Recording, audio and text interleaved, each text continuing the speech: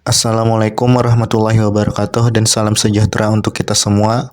Perkenalkan, nama aku Muhammad Zaki Mubarak dengan NIM 221 031 221 0015. Aku membuat video ini dalam rangka untuk memenuhi tugas mata kuliah perilaku keorganisasian yang diampu oleh Ibu Anna Nurfaidah, SE, MSI. Video ini aku bagi menjadi dua bagian, di mana bagian pertama aku ingin mengutarakan jawabanku mengenai beberapa pertanyaan yang diajukan oleh dosen pengampu mata kuliah perilaku keorganisasian, dan bagian kedua adalah review tentang jurnal mengenai kepribadian dan emosi dalam dunia kerja.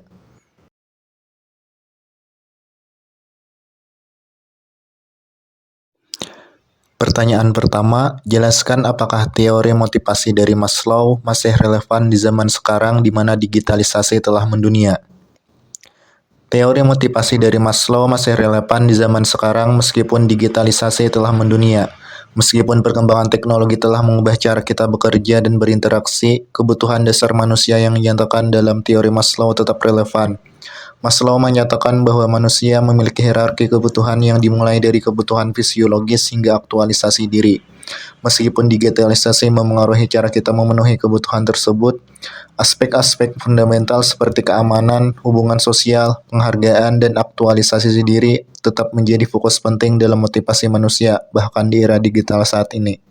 Namun, di era digital muncul kebutuhan baru seperti kebutuhan akan informasi dan pengetahuan, kebutuhan akan koneksi dan interaksi sosial, dan kebutuhan akan aktualisasi diri. Meski begitu, urutan hierarki kebutuhan Maslow mungkin tidak selalu sama untuk setiap individu. Faktor-faktor seperti budaya, pengalaman hidup, dan akses terhadap sumber daya dapat memengaruhi prioritas kebutuhan seseorang. Pertanyaan kedua, bagaimana ukuran kelompok, lingkungan fisik, dan budaya organisasi mempengaruhi perilaku kelompok? Ukuran kelompok, lingkungan fisik, dan budaya organisasi memiliki pengaruh yang signifikan terhadap perilaku kelompok. Ukuran kelompok dapat memengaruhi interaksi antar anggota kelompok, di mana kelompok yang lebih besar mungkin menghadapi tantangan dalam koordinasi dan komunikasi, sementara kelompok yang lebih kecil cenderung memiliki dinamika yang lebih intens dan interaksi yang lebih dekat. Lingkungan fisik tempat kelompok bekerja juga berperan penting, karena lingkungan yang kondusif dapat meningkatkan kenyamanan, produktivitas, dan interaksi positif antar anggota kelompok. Selain itu, budaya organisasi yang mencakup nilai-nilai, norma, dan keyakinan bersama dalam suatu kelompok dapat membentuk pola perilaku yang diterima dan diikuti oleh anggota kelompok, memengaruhi cara mereka berinteraksi, bekerja sama, dan menyelesaikan tugas bersama. Pertanyaan ketiga, Andi merasa tidak cocok dengan work team-nya yang terkait masalah personality dan emotion anggota tim yang lain. Andi dididik dari kecil dengan budaya Sulawesi, sementara teman-temannya dari Batak dan Jawa. Seringkali masalah perbedaan budaya dan kebiasaan masuk ke dalam hatinya. Apakah pengambilan keputusan yang harus dilakukan Andi dalam organisasi atas kondisi yang dihadapi, dan ia sendiri pun tak mungkin mengubah budaya dan kebiasaan orang lain? Andi dihadapkan pada situasi yang menantang di mana perbedaan budaya dan kebiasaan antar anggota tim menimbulkan ketidakcocokan. Beberapa solusi yang dapat dipertimbangkan Andi. Di sini ada beberapa langkah yang bisa diambil Andi untuk menghadapi situasi semacam ini. Pertama, pahami perbedaan.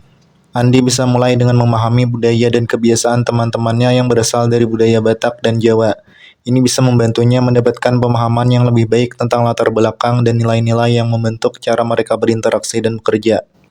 Kedua, komunikasi terbuka. Andi dapat membuka saluran komunikasi dengan anggota timnya untuk membicarakan perbedaan-perbedaan tersebut secara terbuka dan jujur.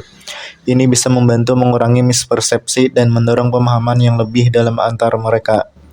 Ketiga, fokus pada kesamaan. Meskipun ada perbedaan budaya, anggota tim memiliki tujuan yang sama dalam organisasi. Andi bisa fokus pada kesamaan ini dan bagaimana mereka bisa bekerja sama untuk mencapai tujuan bersama meskipun perbedaan-perbedaan itu ada. Keempat, self-reflection. Andi juga bisa melakukan introspeksi untuk memahami bagaimana budaya dan kebiasaannya sendiri dapat memengaruhi interaksi dengan anggota tim.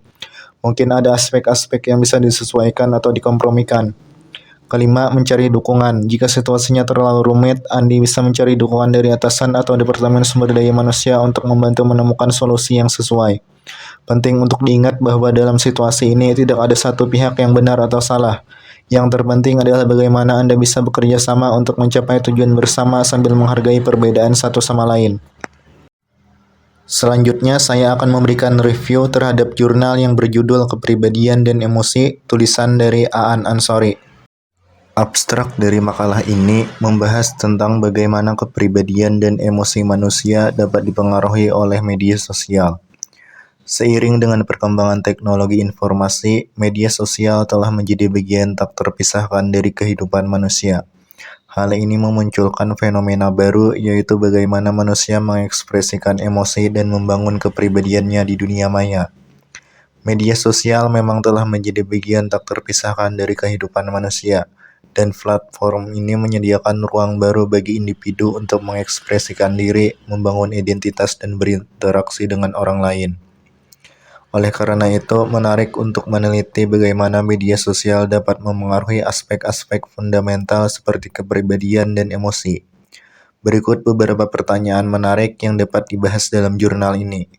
Bagaimana media sosial memengaruhi cara individu mengekspresikan emosinya?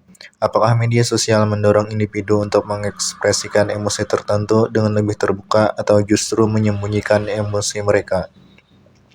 Bagaimana media sosial memengaruhi perkembangan kepribadian individu? Apakah media sosial memungkinkan individu untuk bereksperimen dengan identitas yang berbeda dan membangun citra diri yang baru?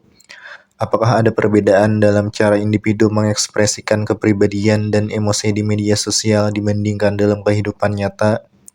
Apa saja dampak positif dan negatif dari pengaruh media sosial terhadap kepribadian dan emosi?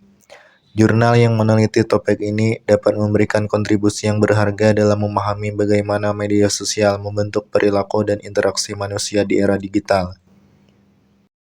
Jurnal Kepribadian dan Emosi oleh Aan Ansori menggunakan beberapa metode penelitian yang umum digunakan dalam penulisan ilmiah, yaitu 1. Microsoft Word dan Template Jurnal. Penggunaan Microsoft Word dan Template Jurnal membantu penulis untuk memastikan format jurnal sesuai dengan standar yang ditetapkan oleh penerbit atau jurnal ilmiah. Hal ini penting untuk menjaga profesionalitas dan konsistensi dalam penyajian informasi. 2. Aplikasi Mendeley dengan gaya APA7.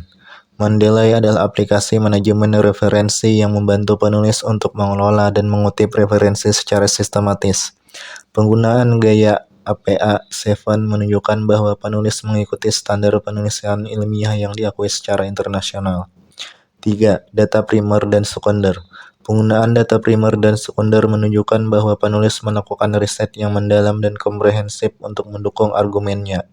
Data primer diperoleh langsung dari sumber aslinya, seperti melalui survei, wawancara, atau observasi.